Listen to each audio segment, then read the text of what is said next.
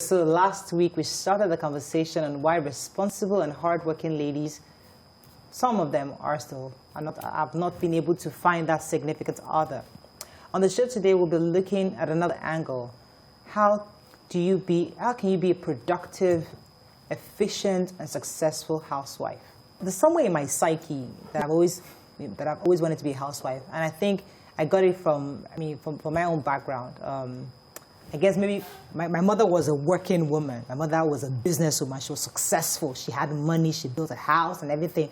And then my dad had another wife who was more like a house. She was always available. So as a child, in my head, I like the fact that, okay, my stepmother was always there. You know, every day she's there. And my mom was always working, busy. But so in my brain, somewhere there just said, okay, I would like to be a housewife when I grow up. I like to be there, just be available for the kids.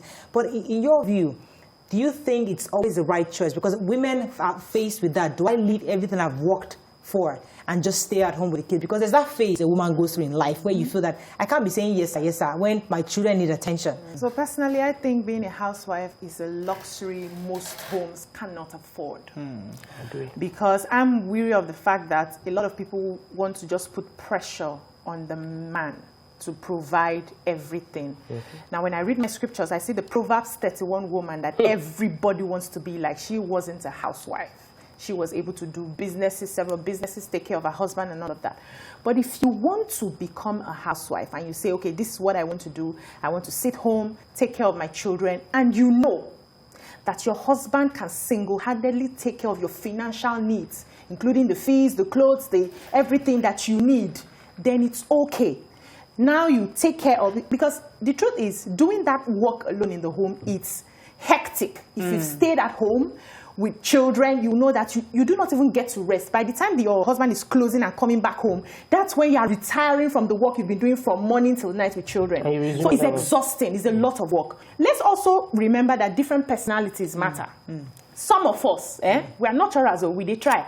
But we can't stay 24 hours with those children every day, day in, day out. Okay, it will wear you out. Okay, so a lot of people project this on a lot of women that, oh, women are multitaskers. Not all women are multitaskers.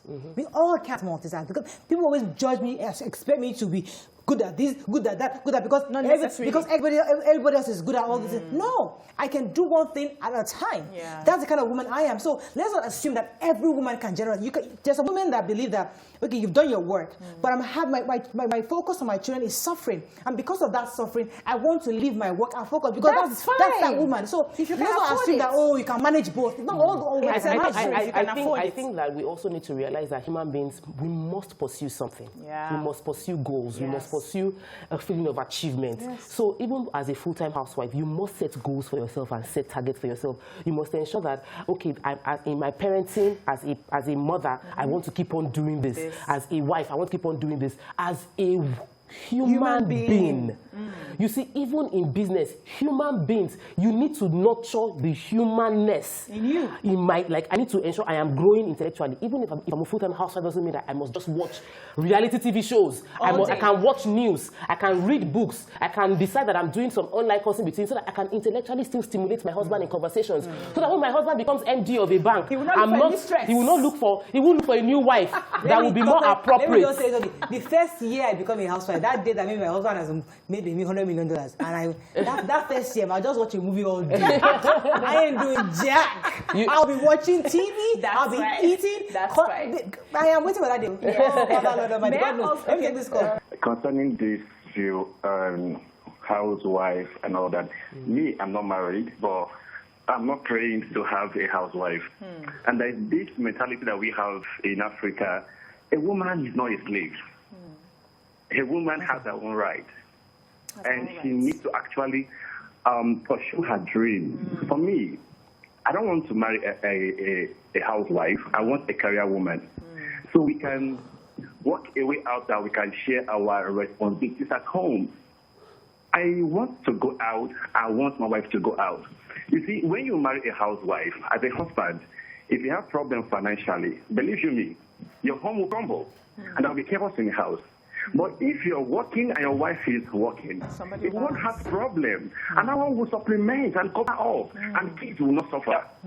And people will not even know what you're going through in the house. For me, I want to see my wife on the front page, on the screen. I want my wife to influence people. I want my wife to be out there. I can do the background job behind it. I will make her to do what she wants to do.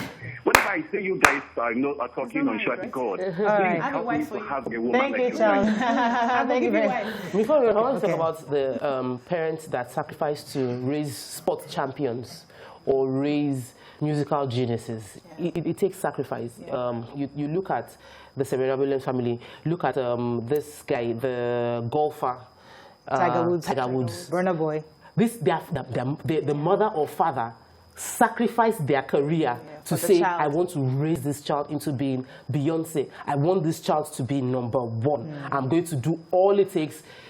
I'll take him for football practice in the afternoon. How would you do that if you're a career woman? That's an accomplishment. Yes, it and is. Sometimes we must. There's another thing I would tell women that do those things, parents that do those things. You must learn to let go, because when we now raise these children that are successful, we feel like this is our prize, and we now want to hold on to them. When you finish raising those successful children, release them and pick up another project and do. Because if you can achieve that, you'll achieve something else. But not working in a corporate world and raising your children into whether they are musical genius or corporate genius or become spiritual leaders in religion, whatever, you have done a good job.